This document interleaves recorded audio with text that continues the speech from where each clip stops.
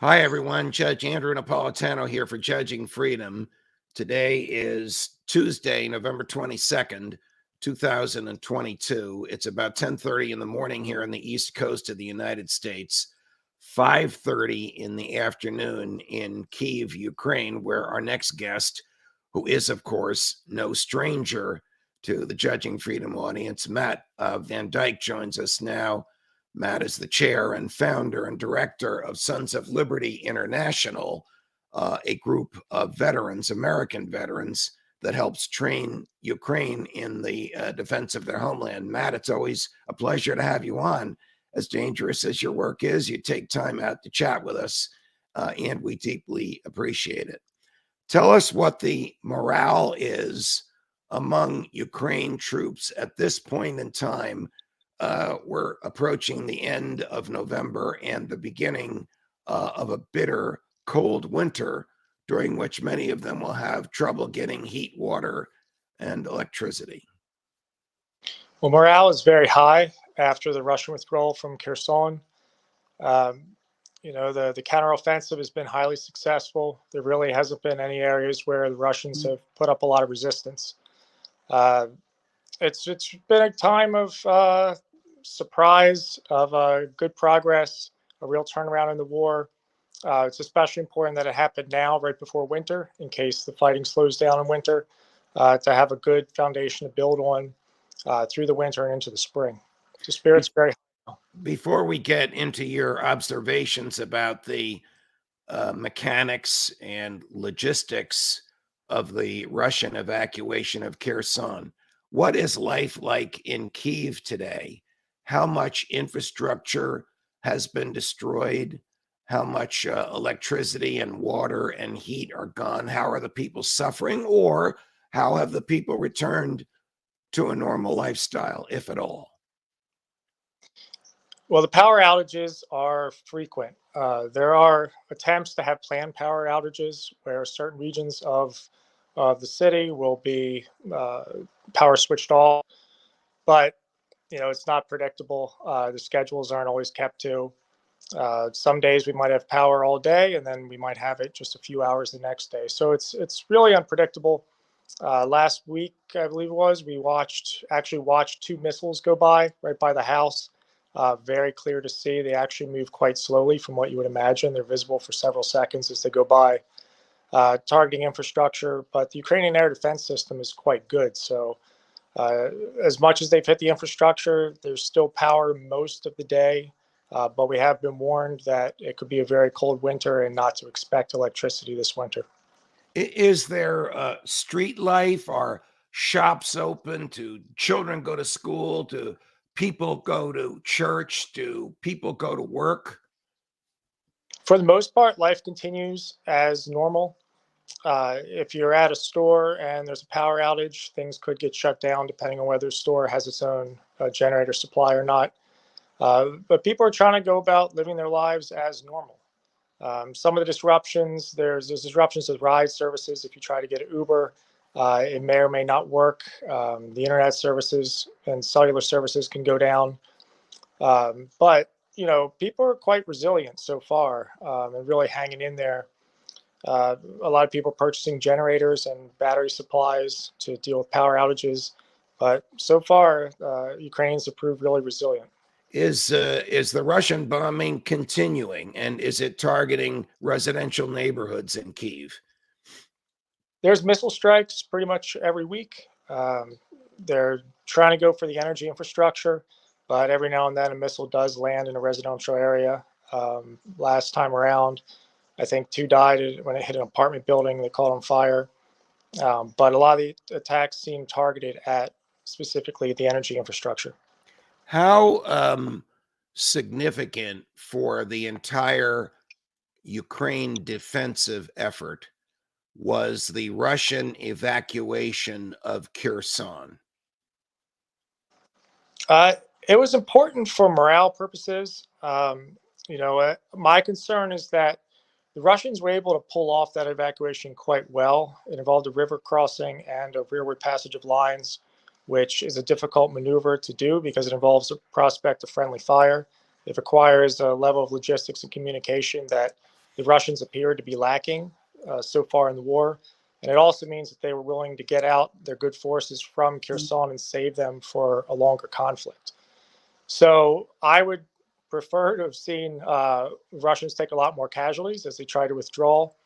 But they were able to successfully pull off this withdrawal. And I don't know if it was because Ukraine was holding back because they just wanted the forces out of Kherson, um, or if they just weren't able to hit the Russians hard enough on their way out. But it's a good victory. It's a good victory for morale, but it does cause me some concern about now the Russians are looking at this war more long term and think that they needed to keep those forces in reserve and get them out. So, Or are you saying that if President Zelensky had asked your opinion, you would have said, shoot the Russians, don't let them leave? right. It's during a river crossing, forces tend to bunch up on either side of the river, either when they're embarking on the river crossing or disembarking. It's a good time to hit them. Uh, I guess that there wasn't the capacity to hit them. The Russians also had built their own bridge next to the main bridge. Then they blew the main bridge after they had already crossed. So it looked like there could have been opportunities to hit the Russians a bit harder, but so far the Ukrainian strategy has been on point. So, only time will tell what the situation was and whether it was the right call to not hit them harder on their way out.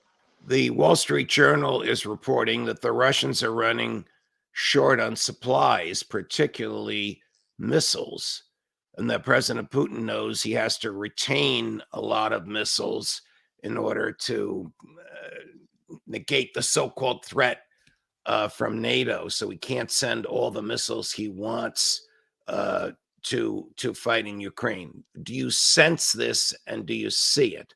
Or does it appear as though the Russians have limitless resources available to them? I don't think they have limitless resources, but the last major missile strike was about 100 missiles, the vast majority of which were intercepted by Ukrainian air defense. He really has to try to overwhelm the air defense to get any missiles through. So even if firing 100 missiles, perhaps only 10 to 20 could get through. The Ukrainian air defense is quite good, and these missiles actually travel quite slowly uh, compared to what you would imagine that they do. So, he really has no choice but to do mass firings of missiles to get any through. So far, I'm not seeing the shortage, but eventually they are going to run out. It's also what condition these missiles are in is questionable. The Russians have not been maintaining their equipment over the years. Some commanders have reportedly sold off equipment or lied about maintenance to siphon off money due to the corruption in Russia.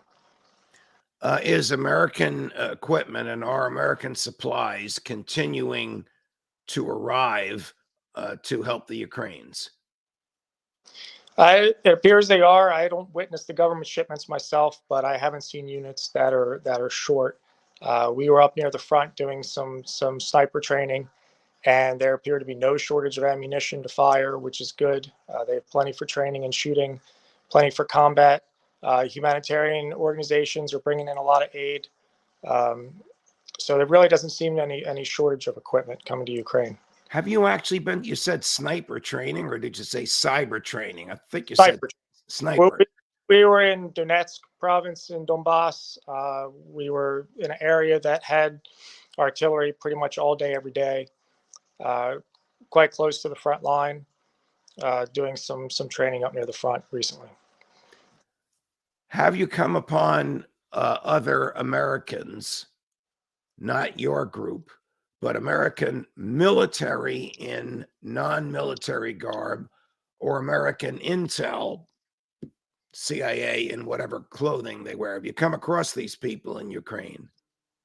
Not that I'm aware of. Certainly no U.S. military.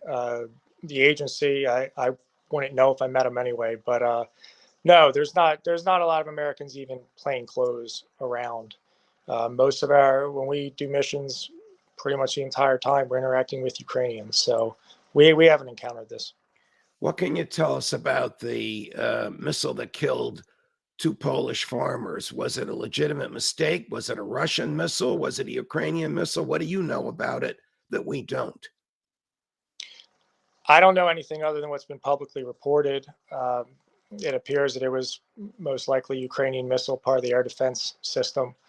Uh, Russia bears responsibility for firing missiles at Ukraine in the first place. It's an unfortunate accident, certainly not intentional, certainly not any conspiracy or plot to try to trigger NATO into the conflict. That those theories just don't make sense, really. Is the Ukraine military, backed as it is by American and NATO supplies and trainers such as you and your team, prepared for the long game? Are they prepared to resist the Russians for the next 1 or 2 or 3 years? I believe they are, and they've started to accept that this war is going to take a long time. I, Putin's trying to break the will of the Ukrainian people by destroying the energy infrastructure. I don't think that'll work. I think there's enough anger in Ukraine against Russia, enough resilience that no matter what, Ukrainians are committed to winning back every inch of territory of Ukraine, going back to Crimea and everything else. So they know it's going to be a long war. They're ready for it, and they won't ever stop. You're on the ground. You're working with Ukrainian troops. You're training them. Do you get any sense that the 40,000 American troops just north of you in Poland are about to come south? No, not at all. Ukrainians want to do this fight on their own. They're doing it on their own with the support of the West. They've had great success. There's no real concern or fear or even desire to have foreign forces on the ground. How will the civilians in Kyiv and elsewhere get through a bitter, cold Eastern European winter without electricity, heat, or water? It's going to be difficult. People are buying. How will you and your team get through? We've stocked up on a lot of firewood. We've bought a battery system so that we can run our computers and internet even in a power outage. We have a generator. The house came with a generator. It's not really ours, but we use it. And we're planning that we're going to have to use fireplaces and a wood stove. That things could get rough, but the people that I really feel bad for, people who live in apartment buildings with children or elderly that might live on the 10th floor, and elevators stop working when the power's out. Their water stops working when the power's out. We have a well, so we're on a separate system, but it will make life really difficult for a lot of people, and that's unfortunate.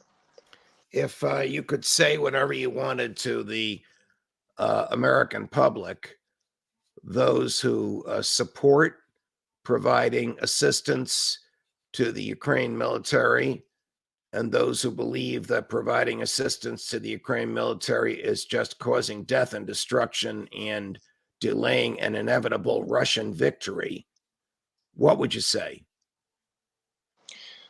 Well, I'd say that, in recent months, we've seen that a Russian victory is not inevitable, quite far from it. Ukraine's been winning the war in recent months, with the full might of NATO, the West, the United States behind them.